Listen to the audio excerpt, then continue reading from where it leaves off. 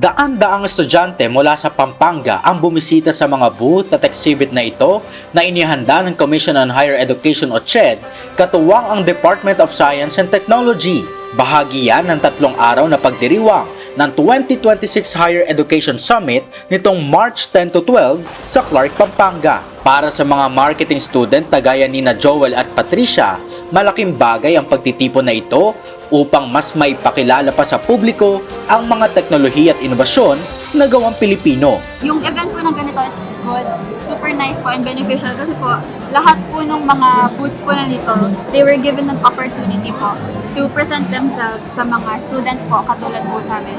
So yun po kanina, first time po makakita ng sobra talagang laking sapatos. As a marketing student po, it's really important to expose po yung this kind of exhibition to enhance po yung awareness to different people na meron po palang ganito, meron po palang mga ganong innovations that will help us to reach more people to understand what's the essence of this kind of event po.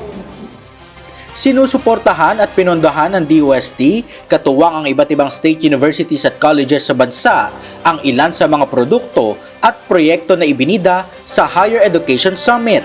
Gaya na lang ng isang technology business incubator para sa mga sapatos at leather craft mula sa Marikina Polytechnic College. We're very lucky to be one of the very few universities all over the country to be given the opportunity na magkaroon ng proyekto. And specifically, since we are in Marikina, so we are promoting shoe and leather craft, knowing that Marikina is the shoe capital of the Philippines. Napaka-importante po niya kasi yung tagumpay ng ating mga startups, yung ating mga negosyante, yung mga bagong negosyante sa pagsasapatos, ay naiko-connect natin sila sa mga tamang agency. So with the help of all these industries together, and of course the funding coming from our government agency, the UST Fisheries, so we hope to be able to reinvigorate the shoe and leather craft industry of the country.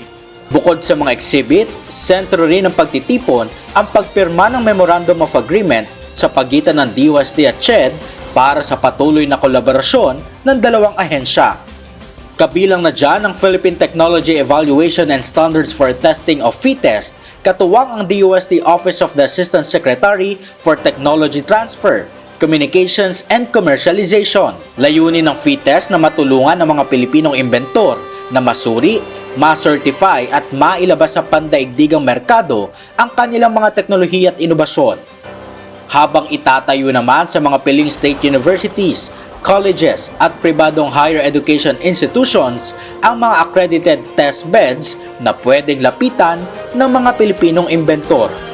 This event highlighting the strengthened collaboration between the Commission on Higher Education and the Department of Science and Technology is really very important.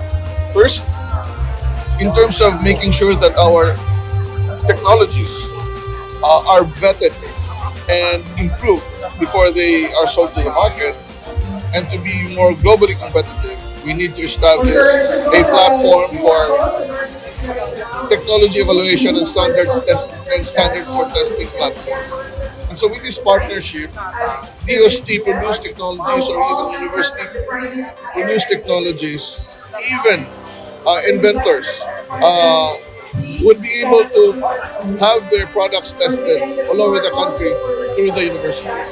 This gathering provides a very valuable platform for us to share insights, exchange ideas, and explore practical ways of aligning higher education, science, and innovation with our national and global development priorities.